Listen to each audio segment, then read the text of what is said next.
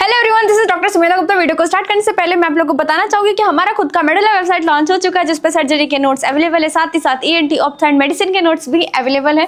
Link के अंदर description. हमारा मोटो बस यही है कि हम MBBS की पढ़ाई को आसान से आसान बना सके। So let's start today's topic. Today's topic is enumerate the cause of acute intestinal obstruction and clinical feature and management of interception in an infant. Basically ये क्वेश्चन यूनिवर्सिटी एग्जाम में पूछा गया है, तो आज हम इसी क्वेश्चन को डिस्कस करेंगे। So basically what is intestinal obstruction? Intestine में कोई भी obstruction, that is intestinal obstruction. ये दो तरीके के होते हैं, first is dynamic and second is adynamic. ठीक है, ये हमारा इंटेस्टाइन है, ये भी हमारा इंटेस्टाइन है। तो पहले कंडीशन में क्या होगा, कोई भी फिजिकल ऑब्स्ट्रक्शन होगा जो कि इंटेस्टाइन को ऑब्स्ट्रक्ट कर रहा होगा। पर दूसरे कंडीशन में कोई ऐसा फिजिकल ऑब्स्ट्रक्शन नहीं है, that is only physiological obstruction. So this is called as dynamic intestinal obstruction. Dynamic intestinal obstruction, this is called as adynamic intestinal obstruction. अब क्योंकि यहाँ पे एक फिजिकल ऑब्जेक्ट है, तो हमारा इंटेस्टाइन क्या चाहेगा कि इस ऑब्जेक्ट को हटाए, तो वो बहुत ज्यादा जोर लगाएगा, तो पेरिस्टाल्सिस बढ़ जाएगी एंड वहां से साउंड आएगा and it is called as hyper dynamic sound. Hyper dynamic sound. अब एडायनेमिक के साथ ऐसा नहीं है, तो यहाँ पे कोई भी हाइपर डायनेमिक साउंड नहीं देखने को मिलेगा। यहाँ पे पेरिस्टाल्सिस बढ़ जाएगी, पर यहाँ पे पेरिस्टाल्सिस कम हो जाएगी। So these are the difference between dynamic and adynamic intestinal obstruction. अब यहाँ पे हमारे पास सबसे बड़ी डिफिकल्टी क्या है, हमें इन्यूमरेट करना है क्या, एक्यूट इंटेस्टाइनल ऑब्स्ट्रक्शन के काउजेस को। यहाँ पे मैं आपको इन्यूमरेट करने के दो तरीके बताऊंगी, जिसके थ्रू आप बिल्कुल याद कर लोगे, जिसको जो सूटेबल लगे वो मेथड यूज करो। सो पहला मेथड है कि it can be dynamic and adynamic. तो हमने इस तरह से क्लासिफाई किया इसको, डायनेमिक एंड एडायनेमिक। अब हम डायनेमिक के कॉजेस देखेंगे एंड फिर हम एडायनेमिक के कॉजेस देखेंगे एंड मिमोनिक के थ्रू हम इसको याद करेंगे। एंड आई प्रॉमिस आज के लेक्चर के बाद तुम बिल्कुल ये याद कर लोगे एंड एग्जाम में एज इट इज लिख के आ जाओगे, पूरे नंबर मिलेंगे। तो सबसे पहले हम डिस्कस करेंगे डायनामिक इंटेस्टाइनल ऑब्स्ट्रक्शन। तो इसको हमने डिवाइड कर लिया है 3 पार्ट में। तो सबसे पहले जो ल्यूमेन के अंदर होगा, और दूसरा जो ल्यूमेन के वॉल में होगा, एंड तीसरा जो उसके बाहर होगा। पहला जो गट के ल्यूमेन में होगा, दूसरा जो गट के वॉल में होगा, एंड तीसरा जो outside the wall of the gut होगा। डायनेमिक को हमने फर्दर 3 पार्ट में डिवाइड कर दिया, in the lumen of the gut, in the wall of the lumen and outside the wall of the gut. इसको याद करने के लिए हम स्टूडेंट्स की 3 कैटेगरी को डिस्कस करेंगे। पहला स्टूडेंट जो कि लोकलाइट है, जो घर में रहता है, दूसरा स्टूडेंट वो जो हॉस्टल में रहता है, और तीसरा स्टूडेंट वो जो कि बाहर फ्लैट में रहता है। तो हम इन तीनों स्टूडेंट को हम डिस्कस करेंगे। In the lumen of the gut, इसको याद करने के लिए हमारे पास इमोनिक है गुड मॉर्निंग, फूड खाओ एंड राउंड घूमते रहो। तो ये कहानी है लोकलाइट स्टूडेंट की। गुड मॉर्निंग, क्योंकि घर वाले लेट तक सोने नहीं देंगे, तो गुड मॉर्निंग होना ही है। सो गुड मॉर्निंग से gallstone ileus and meconium ileus. ठीक है, गुड मॉर्निंग। फूड खाओ, food bolus obstruction and round round घूमते रहो, राउंड वॉर्म। जो लोकलाइट बच्चे होते हैं वो घर में ही राउंड राउंड घूमते रहते हैं, किचन से हॉल, हॉल से बेडरूम, यही उनकी कहानी होती है। अब हम याद करेंगे in wall of the gut, ये वो स्टूडेंट है जो कि हॉस्टल्स में रहते हैं। सो हॉस्टल के स्टूडेंट की क्या कहानी होती है, ये स्टूडेंट क्राई आधी रात एट कॉल, क्योंकि आधी रात को कॉल के लिए सीनियर्स बुलाते हैं, तो स्टूडेंट क्राई आधी रात एट कॉल। ठीक है, तो student stricture cry Crohn's disease, आधी रात adhesions at atresia and call carcinoma. तो इससे आप क्या याद कर लोगे, in wall of the gut. अब हम याद करेंगे outside the wall of the gut. Outside the wall of the gut, ये वो स्टूडेंट है जो कि फ्लैट्स में रहते हैं। इनकी क्या कहानी होती है, इन्वॉल्व इन मरियोना ऑब्सेशन। ठीक है, मतलब ये गांजा फूकते रहते हैं। INV से इंटरसेप्शन, वॉल से वॉल्वुलस, मरियोना, Meckel's diverticulum, obsession, obstructed hernia.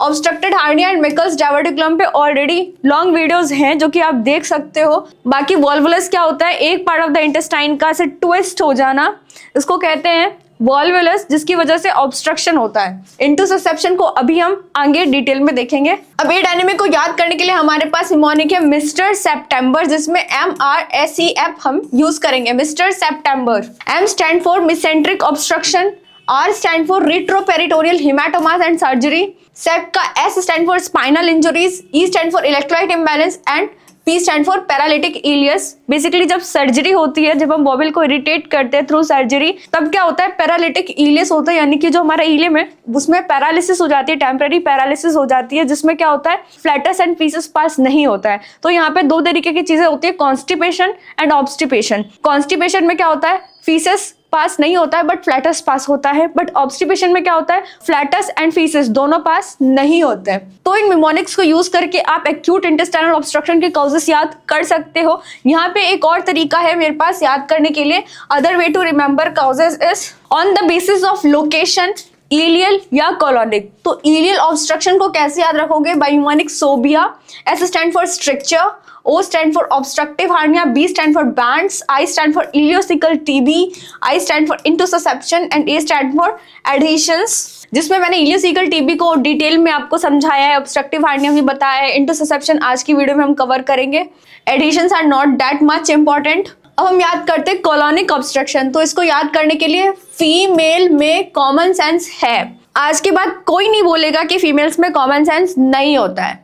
F stand for faecal impaction, M stand for mesenteric ischaemia, C stand for colonic carcinoma, S stand for sigmoid volvulus and H stand for Hirschsprung disease and A stand for anorectal malformation, जिस पे long video है, इस पे भी long video है।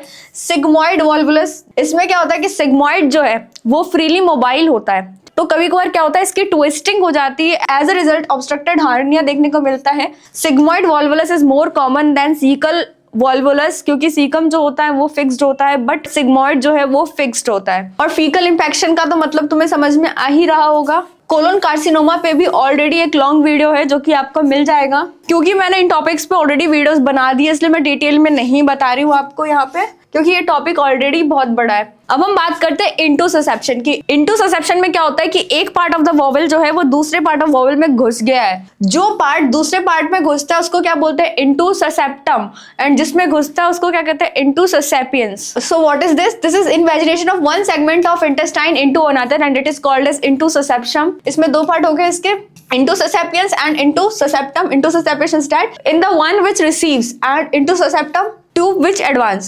अब in inner tube there may be compromised blood supply can lead to the gangrene. तो ये हो गया हमारा इंटुससेप्टम एंड ये हो गया हमारा इंटुससेपियंस। अब क्योंकि ये दोनों पार्ट क्लोज है, अगर तुम इसको ध्यान से देखोगे तो ये जो पार्ट है वहां पे क्या होने के चांसेस है कि ये इस पार्ट को कंप्रेस करे और वहां के जो ब्लड सप्लाई है वो कॉम्प्रोमाइज हो सकती है। एज अ रिजल्ट क्या हो सकता है, गैंग्रीन बन सकता है। So in inner tube there may be compromised blood supply can lead to the gangrene and gangrene further lead to perforation and peritonitis. Perforation हो सकता है एंड वहां से क्या होगा, पेरिटोनाइटिस हो सकता है। ऑलरेडी परफोरेशन पे एक लॉन्ग वीडियो है, पेरिटोनाइटिस पे लॉन्ग वीडियो है। I have no need to explain these things right now. अब हम बात करते हैं क्लिनिकल फीचर्स की। तो क्या सिम्टम्स आता है इसमें, child scream with abdominal pain, तो एब्डोमिनल पेन होगा, एब्डोमिनल डिस्टेंशन होगा, ऑब्स्टिपेशन होगा, I have explained you earlier, facial pallor होगा, रेड करंट जेली स्टूल देखने को मिलता है इन्फेंट में जिसमें ब्लड लॉस होगा, एज अ रिजल्ट फेशियल पैलोर देखने को मिल सकता है एंड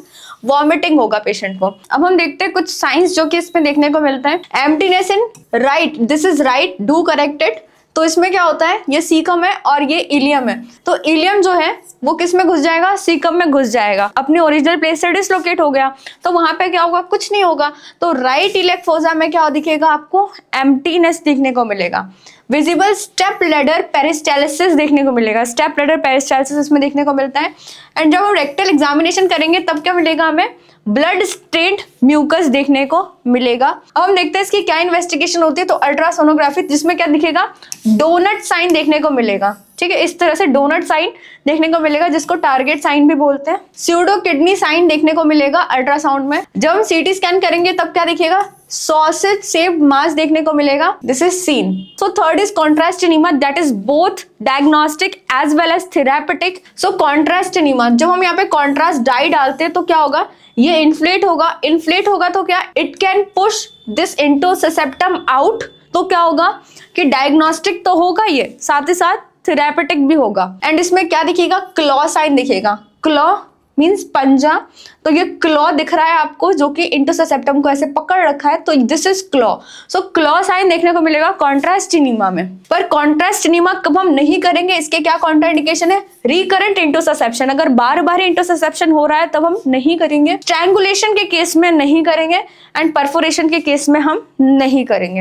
अब हम देखते हैं इसके ट्रीटमेंट की। सो द ट्रीटमेंट ही सबसे पहले कंजर्वेटिव ट्रीटमेंट। कंजर्वेटिव ट्रीटमेंट में क्या आता है, हाइड्रोस्टैटिक रिडक्शन, जिसमें saline is introduced through the rectum system which pushes the intestine to take their normal shape, जिसमें क्या करते हैं हम सलाइन को हम क्या करते हैं रेक्टम में पुश करते हैं ताकि जो जहां पे इंटरसेप्शन हो रहा है वो रिवर्स हो सके। एंड कॉन्ट्रास्ट इनीमा, तो कॉन्ट्रास्ट इनीमा जैसे मैंने आपको पहले भी बताया था, सर्जरी में दो तरीके हमारे पास interception reduce by squeezing the colon in opposite direction. हम कभी भी कोलॉन को पुल नहीं करते, वी ऑलवेज पुश, ठीक है, और काफी जेंटली हम स्क्वीज करके जो कोलॉन है उसको इंटरसेप्शन से निकालते हैं। और अगर परफोरेशन हो रहा है, पेरिटोनाइटिस हो रहा है, ऐसे कॉम्प्लिकेटेड केस में हम क्या करते हैं रिसेक्शन एंड एनास्टोमोसिस, जो भी पार्ट प्रॉब्लमेटिक है उसको कट किया एंड अपोजिट जो भी पार्ट बचा उसको हम आपस में लाके एनास्टोमोज कर देते हैं। So this was all about this video. I hope कि आपको ये वीडियो पसंद आई हो। सो आई होप कि आपको इंटेस्टाइनल ऑब्स्ट्रक्शन समझ में आया हो और काफी हद तक याद हो गया हो। So this was all about this video. Thank you for watching.